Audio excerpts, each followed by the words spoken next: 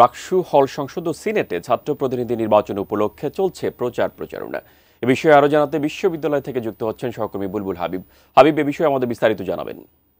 ছুটি রয়েছে রাজশাহী বিশ্ববিদ্যালয় ক্যাম্পাসে, যেহেতু আসলে গতকাল রাত পর্যন্ত আসলে শিক্ষার্থীরা পোষ্যকোটা যে পুনর্বহালের প্রতিবাদে আসলে তারা আন্দোলন করেছিলেন, সে কারণে আমরা এখন পর্যন্ত ক্যাম্পাসে একদম ফাঁকা বলা যায়। কিছু প্রার্থী তারা এসেছেন, আসলে তারা তাদের কার্যক্রম চালাচ্ছেন বা বিভিন্ন চায়ের স্টলে আড্ডা দিচ্ছেন, এমনটি আমরা দেখেছি। এবং যেহেতু আজকেও দুপুরের পর থেকে আসলে আন্দোলন যাওয়ার কথা রয়েছে পোষ্যকোঠার বহাল করার প্রতিবাদে, ফলে এই প্রচারণা যেহেতু আজকে ছুটির কারণেই কিন্তু আর এই আন্দোলনের প্রভাবের কারণে কিছুটা স্থবির হয়েছে বলা যাচ্ছে। এবং তারপরেও যেহেতু প্রার্থীরা আছেন কিছুটা, আমরা তাদের কাছ থেকে একটু জেনে নেব যে আজকে তারা কেমন প্রচারণা করছেন। যে আপনি একটু যদি বলেন যে আপনি কোন পদে দাঁড়িয়েছেন এবং আজকে আপনাদের কোনো কার্যক্রম করছেন কি?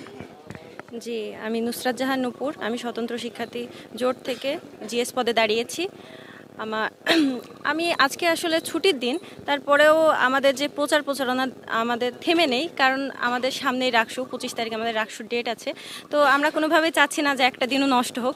সেই জায়গায় আমরা সবার কাছে যাওয়ার চেষ্টা করতেছি এবং বিভিন্ন দোকানগুলোতে বিভিন্ন চায়ের আড্ডায় আসলে অনেকেই থাকে।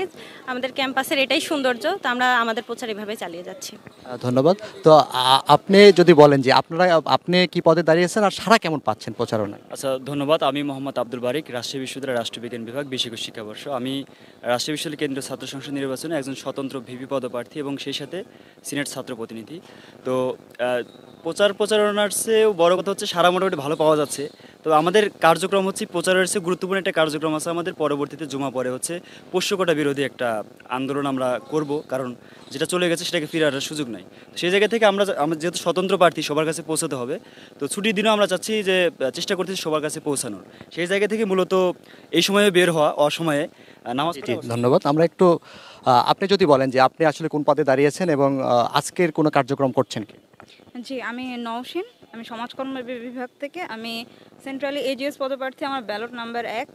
আমি আজকে যেহেতু শুক্রবার দিন, আজকে তুলনামূলকভাবে শিক্ষার্থী ক্যাম্পাসে কম থাকা সত্ত্বেও আমরা যত ধরনের শিক্ষার্থী আছে সবার কাছে পৌঁছানোর চেষ্টা করছি। আমাদের ব্যালট পেপার নিয়ে আমরা হলগুলোতে পৌঁছানোর চেষ্টা করছি। দোয়া রাখছি ইনশাল্লাহ যে ভালো কিছু হবে।